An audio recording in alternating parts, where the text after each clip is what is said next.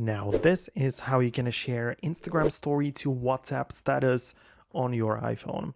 So it might be your own Instagram story, it might be someone else's, but it really doesn't matter as you can do it with both and the process is exactly the same. So you can find someone's story that you like, or as I say, your own, which is the more likely situation, and you want to open up the published story on Instagram, and somewhere at the bottom you should have the share button.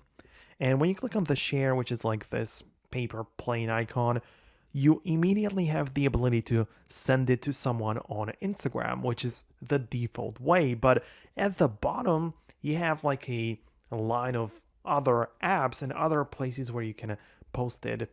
And since WhatsApp and Instagram and Facebook are all connected, it's very easy to just put it there. So just click on WhatsApp at the bottom and it's going to ask you to open up the WhatsApp application. So naturally go ahead and do that. And you have the ability to choose my status, right? It is the option at the top. Obviously, you can send it directly to someone over a message if you wish, but through the status is likely what you want to do, right?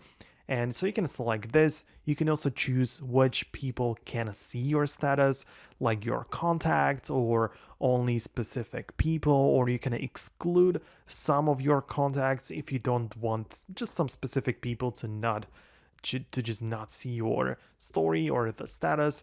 And once you just click on continue, it's going to be posted there and it's going to be very simple. And yeah, that's the whole process behind it. So hopefully you got this to work. If you did, go ahead and let me know by clicking the like button below.